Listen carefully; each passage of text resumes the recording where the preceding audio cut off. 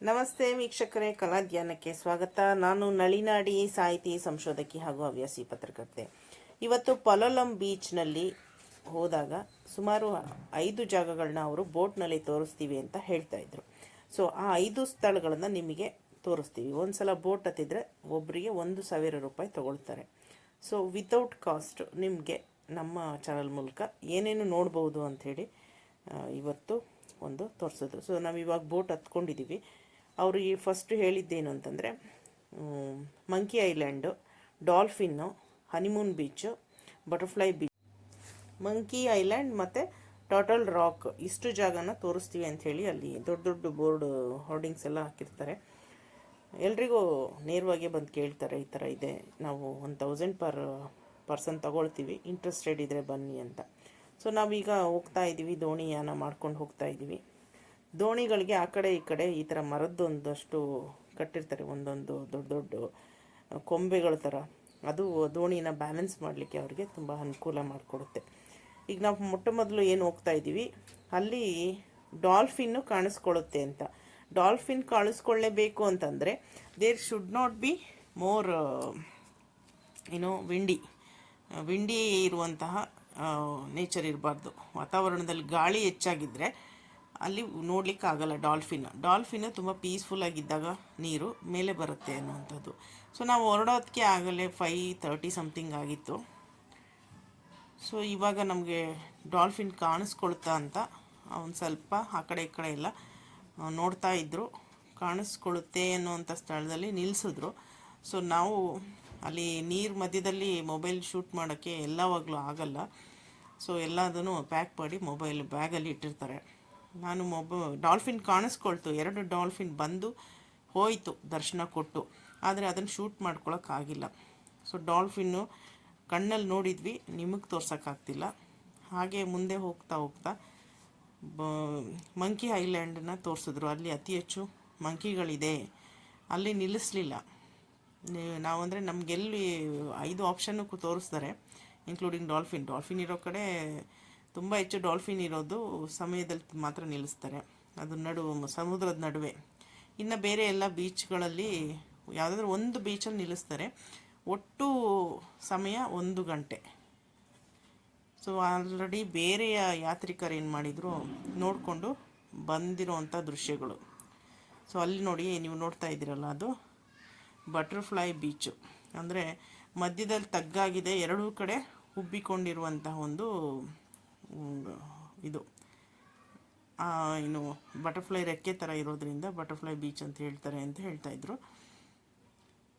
So ಇದು ಈಗ ನೋಡ್ತಾ ಇರೋದು ಬಟರ್ಫ್ಲೈ ಬೀಚ್ ಅಲ್ಲ, ಮಂಕಿ ಐಲ್ಯಾಂಡ್ ಆದಮೇಲೆ ಸಿಗೋದು ಬಟರ್ಫ್ಲೈ ಬೀಚು. ಆ ದಾರಿಲಿ ಹೋಗ್ತಾ ನಮಗೆ ಟಾರ್ಟೈಸ್ ಸಿಗುತ್ತೆ. ಟಾರ್ಟೈಸು ರಾಕಲ್ಲಿ ಟಾರ್ಟೈಸ್ ಇರುವಂಥದ್ದು, ಅದನ್ನು ನಾವು ನೋಡ್ಬೋದು. ಸೊ ಇಲ್ಲಿ ಗಮನಿಸ್ಬೋದು, ಇದು ನೋಡಿ ನಡು ಮಧ್ಯೆ ಸ್ವಲ್ಪ ತಗ್ಗಿದ್ದು, ಆ ಕಡೆ ಈ ಕಡೆ ಎರಡೂ ಕಡೆ ಒಂಥರ ಬಟರ್ಫ್ಲೈ ಥರನೇ ಇರುವಂಥ ಒಂದು ಜಾಗ ಬರುತ್ತೆ. ಅದು ಮಾತ್ರ ಇದು ಬಟರ್ಫ್ಲೈ ಬೀಚ್ ಅಂತ ಹೇಳ್ತಾರೆ. ಕೆಲವೊಂದು ಯಾತ್ರಿಕರು ಆಲ್ರೆಡಿ ಅಲ್ಲಿ ತಮ್ಮ ಸಮಯವನ್ನು ಕಳೀತಾ ಇದ್ದರು. ನಾವು ಸ್ವಲ್ಪ ಮುಂದೆ ಹೋದ್ವಿ, ಅಲ್ಲಿ ತುಂಬ ಜನ ಇದ್ದಾರೆ, ನಮಗೆ ನಾಯ್ಸಿ ಪ್ಲೇಸ್ ಬೇಡ, ಮುಂದೆ ಹೋಗಿ ಅಂತ. ಹೋದವರು ಬರ್ತಾಯಿದ್ರು, ಬಂದವರು ಹೋಗ್ತಾಯಿದ್ರು. ಹೀಗೆ ದೋಣಿಗಳು ಅವಾಗವಾಗ ಸಿಗ್ತಾ ಇದ್ವು ನಮಗೆ. ಸೊ ಇದು ಒಂಥರ ಯಾತ್ರೆ ಅಲ್ವಾ, ಜೀವನ ಅಂದ್ರೇ ಒಂದು ಯಾತ್ರೆ.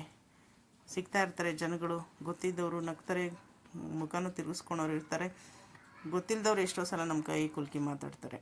So this happens in life. So ಹಾಗೆ ಒಂದಷ್ಟು ದೋಣಿಗಳು ಮಾತಾಡ್ತಾ ನೋಡ್ತಾ ಇದ್ವಿ, ಬರ್ತಾಯಿತ್ತು, ಹೋಗ್ತಾಯಿತ್ತು, ಮತ್ತು ಮುಂದೆ ಕರ್ಕೊಂಡು ಹೋಗ್ತಾಯಿದ್ರು. ಈ ನೀರಿನ ಅಲೆಗಳನ್ನು ದಾಟಿ ನಮ್ಮ ದೋಣಿ ಮುಂದೆ ಹೋಗ್ತಾಯಿತ್ತು. ಸೊ ಇಲ್ಲಿ ಒಂದಷ್ಟು ರಾಕ್ಸ್ ನಮಗೆ ನೋಡೋಕ್ಕೆ ಸಿಗ್ತಾಯಿತ್ತು. ನೋಡಿ, ಇದೆಲ್ಲ ಬಂಡೆ ಪಕ್ಕ ಇರೋ ರಾಕ್ಸು. ಆ ರಾಕ್ಸ್ಗೆ ಅಂಟ್ಕೊಂಡಿರೋದೆಲ್ಲ ಈ ಕಪ್ಪೆ ಚಿಪ್ಪುಗಳು ಬಂದು ಅಂಟ್ಕೊಂಡು ಅದೇ ಒಂದು ಕಲೆ ಥರ, ಆರ್ಟ್ ಥರ ಆಗ್ಬಿಟ್ಟಿರುತ್ತೆ. ನೀರು ಬಂದು ಅಪ್ಪಳಿಸೋದು, ಆ ಕಪ್ಪೆ ಚಿಪ್ಪುಗಳು ಬಂದು ಸೇರಿಕೊಂಡು ಅದೇ ಒಂದು ರೀತಿ ಬಂಡೆಗಳಿಗೆ ಅಂಟ್ಕೊಂಡಿರೋ ಕಲಾಕೃತಿ ಥರ ಕಾಣಿಸ್ತಾ ಇತ್ತು. ಇದು ಒಂದು ದಿಸ್ ಈಸ್ ಬಟರ್ಫ್ಲೈ ಬೀಚ್ ನೋಡಿ, ಮಧ್ಯದಲ್ಲಿ ಒಂದು ಬಟರ್ಫ್ಲೈ ಆಕಾರ ಇರುವಂಥದ್ದನ್ನ ನೀವು ನೋಡ್ಬೋದು. ಇದು ಬಟರ್ಫ್ಲೈ ಬೀಚ್. ಇಲ್ಲಿ ಸಾಕಷ್ಟು ಜನ ಅದಾಗಲೇ ಬಂದು ತಮ್ಮ ವಿರಾಮದ ಸಮಯವನ್ನು ಆನಂದದಿಂದ ಕಳೀತಾ ಇದ್ದರು. ಇಲ್ಲಿ ಹೆಚ್ಚು ಕ್ರೌಡ್ ಇದೆ ಅಂತೇಳಿ ಮತ್ತೆ ಮುಂದಕ್ಕೆ ಹೋದರು ನಮ್ಮ ದೋಣಿಯ ಪ್ರಯಾಣಿಕರು. ಸೊ ಹಾಗಾಗಿ ಇಲ್ಲಿ ದೂರದಿಂದಲೇ ನಾವು ಬಟರ್ಫ್ಲೈ ಬೀಚನ್ನ ನೋಡಿಕೊಂಡು ಅದಕ್ಕೊಂದು ನಮಸ್ಕಾರ ಹೇಳಿಕೊಂಡು ಮುಂದೆ ಸಾಗಿದ್ವಿ. ಹೀಗೆ ಮುಂದೆ ಹೋಗ್ತಾ ಒಂದಷ್ಟು ಬಂಡೆಕಲ್ಲುಗಳು ಕಾಣಿಸ್ಕೊಂಡ್ರು. ಈ ಬಂಡೆಕಲ್ಲುಗಳನ್ನೆಲ್ಲ ದಾಟಿ ನಾವು ಇನ್ನೂ ಮುಂದೆ ಹೋಗ್ತಾ ಇರುವಾಗ ಸಿಕ್ಕಿದ್ದು ಯಾವುದು, ಟಾರ್ಟೈಸು. ನಿಜವಾಗ್ಲೂ ಆ ಟಾರ್ಟೈಸ್ ಹೇಗಿರುತ್ತೋ, ಅದ್ರ ಕತ್ತಿ ಹೇಗಿರುತ್ತೋ ಹಾಗೇ ಇರುವಂಥ ಒಂದು ಬಂಡೆಕಲ್ಲು ನಿಮಗೆ ತೋರಿಸ್ತೀನಿ. ಈಗಾಗಲೇ ಒಂದು ರೀಲ್ ಮಾಡಿದ್ದೆ, ಸಾಕಷ್ಟು ಜನ ವೀಕ್ಷಣೆ ಮಾಡಿದ್ದಾರೆ. ಸೊ ಇದೆಲ್ಲ ಮಾಮೂಲಿ ಒಂದು ದ್ವೀಪದ ರೀತಿ ಇರುವಂಥ ಜಾಗಕ್ಕೆ ಅಂಟ್ಕೊಂಡಿರುವಂಥದ್ದು. ಬಟರ್ಫ್ಲೈ ಅಂತೀನಿ, ಟಾರ್ಟೈಸ್ ಥರನೇ ಇರುವಂತಹ ಒಂದು ರಾಕು ನಮಗೆ ಕಾಣಿಸ್ಕೊಳ್ತು. ಅದು ತುಂಬ ವಿಶೇಷ ಅನ್ನಿಸ್ತು. ಯಾಕಂದರೆ ನಿಸರ್ಗ ಅನ್ನೋದೇ ವಿಶೇಷಗಳ ಒಂದು ಸರಮಾಲೆ. ಪ್ರಕೃತಿಯ ನಡುವೆ, ಅದು ಸಮುದ್ರದ ನಡುವೆ ಒಂದು ಬಂಡೆಕಲ್ಲೊಂದು ಒಂದು ಟಾರ್ಟೈಸ್ ರಾಕ್ ಆಗಿದೆ ಅನ್ನೋದು ತುಂಬ ವಿಶೇಷ ಅಲ್ವಾ, ನಿಸರ್ಗದತ್ತ ವಿಶೇಷ. ಹಾಗಾಗಿ ಟಾರ್ಟೈಸ್ ರಾಕನ್ನು ನೋಡಿಕೊಂಡು ತುಂಬ ಒಂಥರ ಖುಷಿ ಅನ್ನಿಸ್ತು.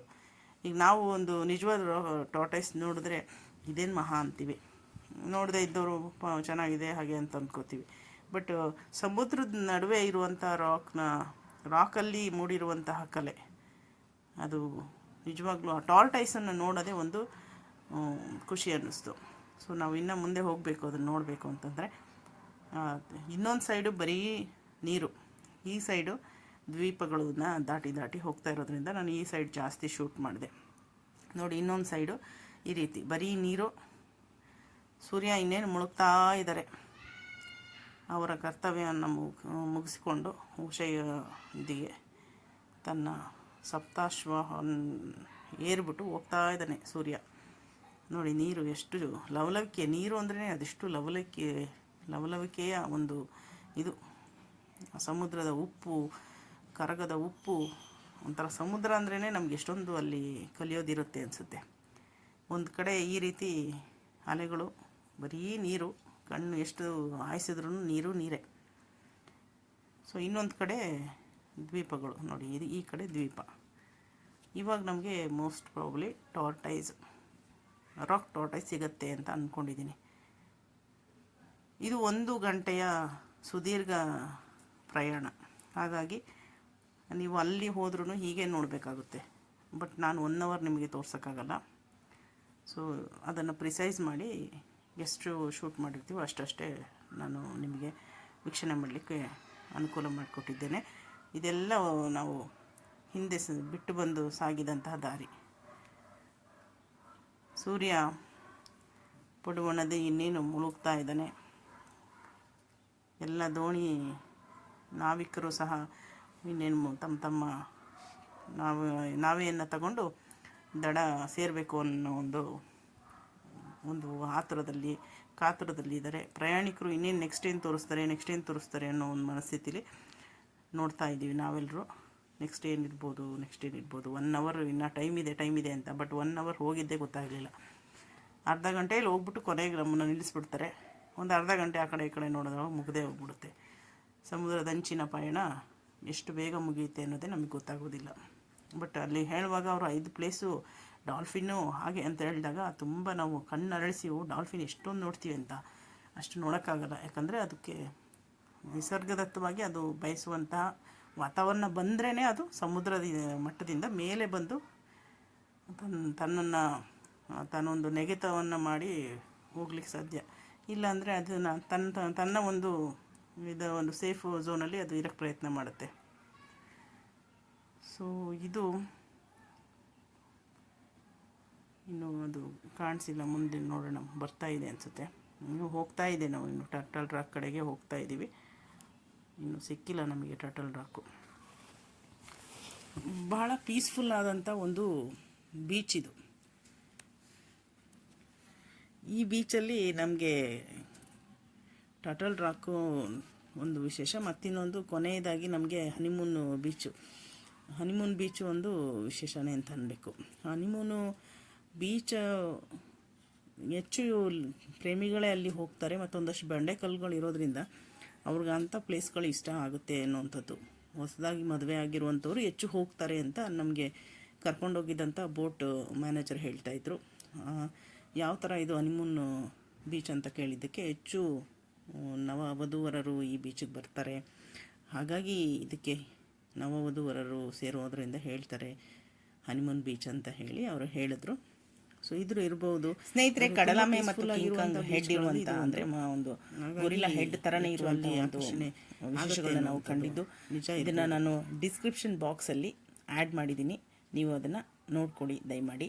ಸೊ ಇವತ್ತಿನ ಒಂದು ಪಯಣವನ್ನು ಮುಗಿಸ್ತಾ ಇದ್ದೇನೆ. ದಂಡೆಗೆ ತೆರಳ್ತಾ ಇದೆ ನಮ್ಮ ಬೋಟ್. ನಿಮ್ಮೆಲ್ಲರಿಗೂ ಶುಭವಾಗಲಿ. ಹೀಗೆ ನಮ್ಮನ್ನು ಸಪೋರ್ಟ್ ಮಾಡಿ. Thank you.